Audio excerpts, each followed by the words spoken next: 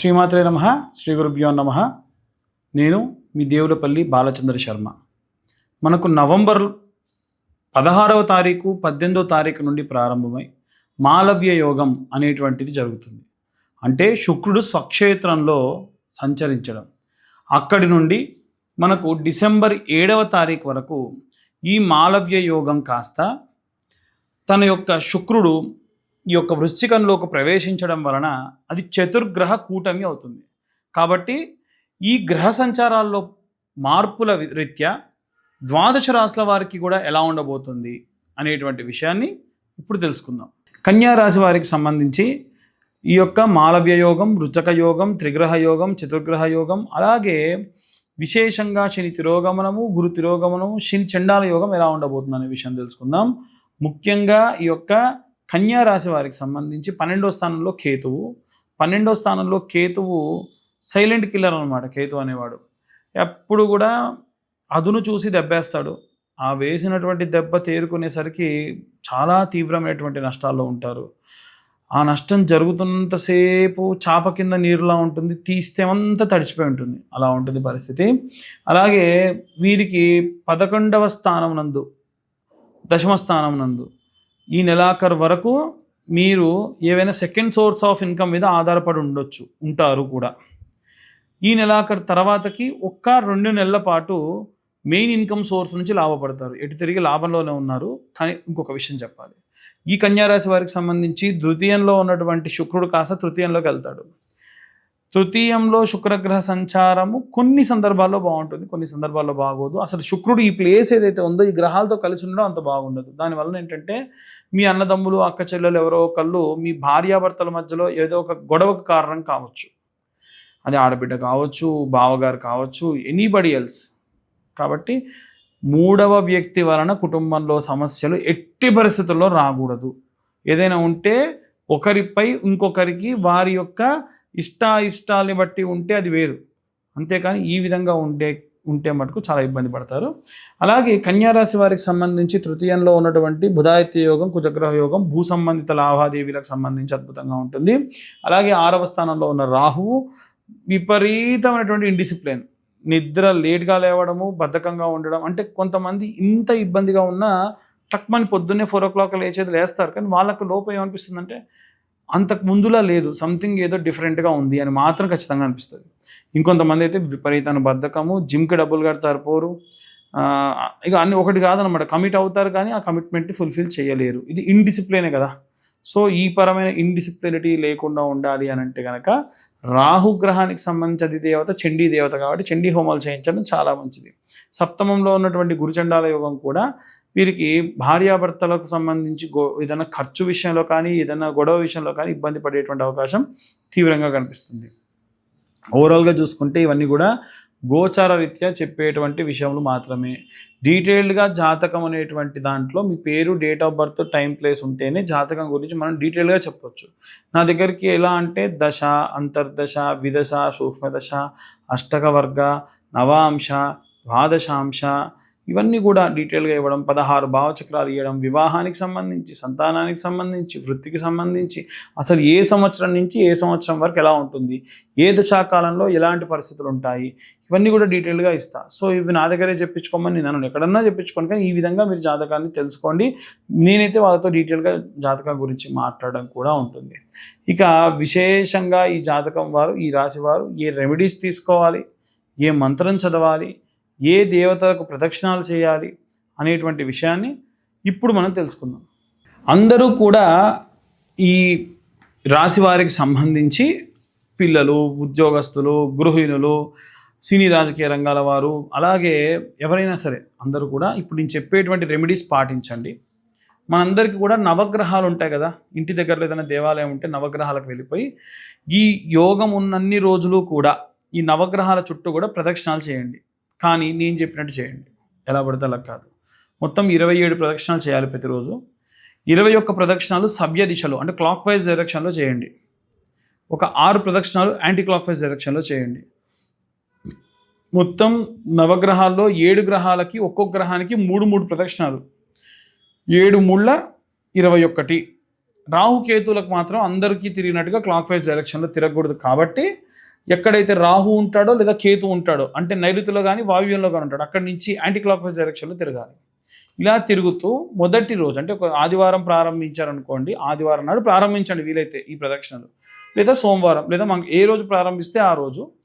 ఇప్పుడు ఆదివారం ప్రారంభించేటట్టయితే ఒక పిరికెడు గోధుమలు తీసుకొని ఆకు డొప్ప అంటే ప్లాస్టిక్దో పేపర్తో కాదండి, ఆకువే డొప్పలు ఉంటాయి, దాంట్లో వేసి మీకు చిన్న దియా ఉంటుంది, నెయ్యితో చేసినటువంటి దీపం, దాని మధ్యలో పెట్టేసి లేదా ఒక చిన్న ఏదైనా ఒక మట్టి చిప్ప తీసుకొని గోధుమల్లో పెట్టేసి వెలిగించండి.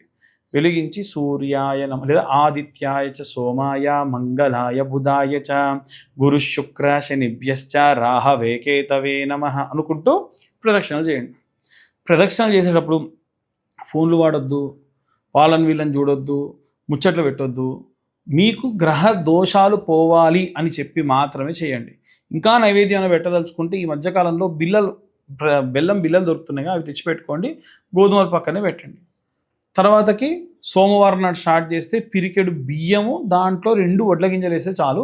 సేమ్ అంతే, దీపం పెట్టండి, ఆ యొక్క బెల్లం ముక్క పెట్టండి, మళ్ళీ ఆదిత్యాయ సోమాయ మంగళాయ బుధాయ చ అనుకుంటూ ప్రదక్షిణ చేయడం ప్రారంభించండి. అందులో ప్రదక్షిణాలు 21 క్లాక్, యాంటీ క్లాక్ వైజ్ 6, మొత్తం 27 ప్రదక్షిణాలు.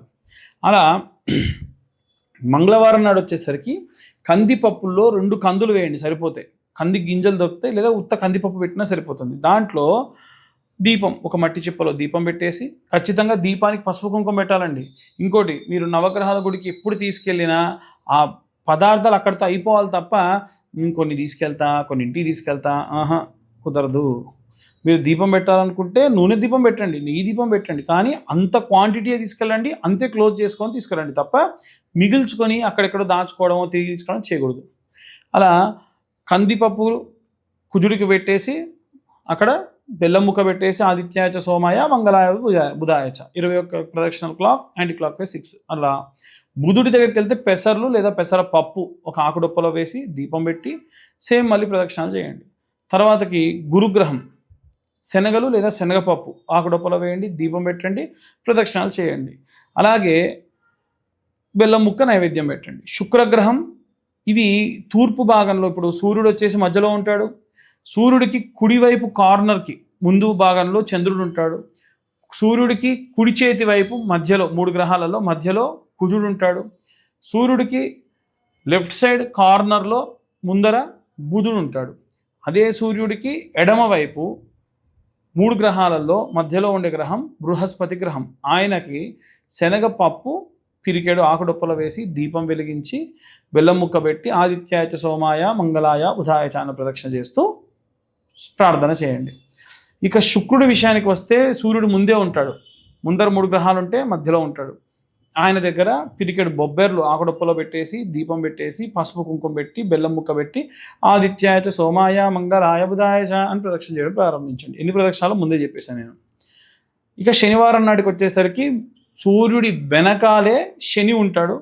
ఆ శని దగ్గర మీరు ఈ యొక్క నువ్వులు, నల్ల నువ్వులు ఆకుడొప్పలో వేసి చిన్న దీపం ఒకటి మట్టి చిప్పలో ఆ నువ్వుల పైన పెట్టండి. ఎందుకంటే మీ ధాన్యం, మీ ప్రసాదం, మీ దీపం అనేటువంటి భావన ఉంటుంది మీకు కూడా. తర్వాతకి ఎవరైనా తీసి పక్క పెట్టినా పట్టించుకోకండి, పెట్టేసేయండి, ఏం పర్లేదు. అలా పెట్టేసి పసుపు కుంకుమ పెట్టి ప్రదక్షిణ చేయడం ప్రారంభించండి. ఇక రాహుకేతువుల విషయానికి వస్తే అయితే మంగళవారం నాడు చేయండి, లేకుంటే ఆదివారం నాడు చేయండి. రాహువుకు గాను కేతువుకు కానీ. మంగళవారం నాడు చేస్తే రాహువుకి పిరికెడు నల్ల మినుములు లేదా మినపప్పు ఒక ఆకుడొప్పలో వేసి, అలాగే దానిపైన దీపం, దానిపైనే కాస్త పసుపు కుంకుమ బెల్లం పెట్టి యాంటీ క్లాక్ వైజ్ డైరెక్షన్లో ఈ యొక్క వీరికి ప్రారంభించినప్పుడు యాంటీ క్లాక్ వైజ్ డైరెక్షన్లో ముందు 6 చేసి తర్వాతకి 21 చేయండి. అలాగే ఈ యొక్క కేతువుకు చేసినా సరే అంతే అన్నమాట. సో లేదు మంగళవారం నాడు కుజుడితో పాటు రాహువుకు చేసేయండి, ఆదివారం నాడు సూర్యుడితో పాటు కేతువుకు చేసేయండి. అప్పుడు క్లాక్ వైజ్ డైరెక్షన్లో 21, తర్వాతకి యాంటీ క్లాక్ వైజ్ డైరెక్షన్లో 6. ఇలా చేస్తూ ఆదిత్యాయ చ సోమాయ మంగళాయ బుధాయ చ గురు శుక్ర శనిభ్యశ్చ రాహవే కేతవే నమః. మళ్ళీ చెప్తున్నా, ఆదిత్యాయ చ సోమాయ మంగళాయ బుధాయ చ గురు శుక్ర శనిభ్యశ్చ రాహవే కేతవే నమః. వీలైతే రోజు మీరు ఈ దేవాలయానికి వెళ్ళేటప్పుడు కాళ్ళకు చెప్పులు కూడా వేసుకోకుండా వెళ్ళండి. ఇంకా వీలైతే మంచి సాంప్రదాయ దుస్తులే వేసుకొని వెళ్ళండి, హడావిడిగా వెళ్ళకండి. కొంచెం ఎర్లీగా వెళ్ళండి, బ్రాహ్మీ ముహూర్తంలో వెళ్ళండి, పొద్దున్న వెళ్ళండి. ఇంకా చాలా మంచి సత్ఫలితాలు పొందుతారు. అయ్యగారు మరి మేము పూలు పెట్టొద్దా? పెట్టండి. ఒకవేళ మేము దీపం ఏదైనా పెద్దది పెట్టొద్దా? పెట్టండి. ఎవరొద్దన్నారు? మేము వారికి ఏమైనా వస్త్రం వేయొద్దా? ఏ గ్రహానికి ఏ వస్త్రమో మీరు నెట్‌లో కొడితే వస్తుంది. వస్త్రం కూడా సమర్పించొచ్చు. ఇంత చిన్న చిన్న రిబ్బన్ ముక్కల్లా కట్ చేసుకొని వాళ్ళ మెడలో కూడా కప్పొచ్చు. సో, ఈ విధంగా చేయండి. విశేషంగా ఇప్పుడున్న గ్రహస్థితుల ప్రభావం నుండి బయటపడతారు. చాలా ఆనందంగా, ఆహ్లాదంగా కూడా ఉంటారు. ఇది చేస్తున్నన్ని రోజులు బ్రహ్మచర్యం పాటించాలా? అవసరం లేదు. ఇవి చేస్తున్నన్ని రోజులు భార్యాభర్తలు కలిసి ఉండకూడదా? అదేం లేదు. మాంసం తినకూడదా? అదేం లేదు. అసలు జీవితాంతం మాంసం మానేస్తే అంత అదృష్టవంతులు ఇంకొకళ్ళు లేరు. నేనైతే అడిగితే మీరు మాంసం మానేసి మీకు చాలా కష్టాల నుంచి బయటపడతారు. ఒక ప్రాణి హింస వల్ల మీరు ఇబ్బంది పడుతున్నారు కాబట్టి వాటి నుంచి బయటపడతారు. చిన్నగా మానేసే ప్రయత్నం చేయండి. మధుమాంస భక్షణ చేయకూడదా? చేయకూడదు. మధుమాంస భక్షణ అసలే చేయకూడదు. మధు స్వీకారం కూడా చేసుకోకుండా ఉంటే మంచిది. ఇక ఇంతే తప్ప భార్యాభర్తలు ఉండేటువంటి విధానం గానీ, కుటుంబంలో గానీ, ఎక్కడికైనా బయటికి వెళ్ళడం గానీ, ఊర్లోకి వెళ్ళడం గానీ వెళ్ళొచ్చు. అదేంటి అయ్యగారు మేము వేరే ఊరికెళ్తే మరి ప్రదక్షిణ అక్కడ ఉండవా నవగ్రహాలు కూడా అక్కడ చేయండి. సింపుల్. అక్కడ కందులుంటాయి, అక్కడ గోధుమలుంటాయి, అక్కడ చేసుకోవచ్చు కదా! సో, దేవుడు ఎక్కడైనా దేవుడే. మీరు చేసేటువంటి విధానంలో విపరీతమైనటువంటి మార్పులు ఉంటూ ఉంటాయి. సో, ఇవన్నీ కూడా మనం గోచార రీత్యా చెప్పి దానికి సంబంధించిన రెమెడీస్ చెప్తున్నాం. డీటెయిల్డ్‌గా జాతకం కావాలనుకున్నవారు కింద ఉన్న నెంబర్‌కి మీ పేరు, date of birth, time, place డీటెయిల్‌గా పంపించండి. 60, 70 పేజీల్లో జాతకం మీకు అందించడం, డీటెయిల్‌గా జాతకం గురించి మాట్లాడడం కూడా జరుగుతుంది. సర్వే జనా సుఖినో భవంతు. స్వస్తి.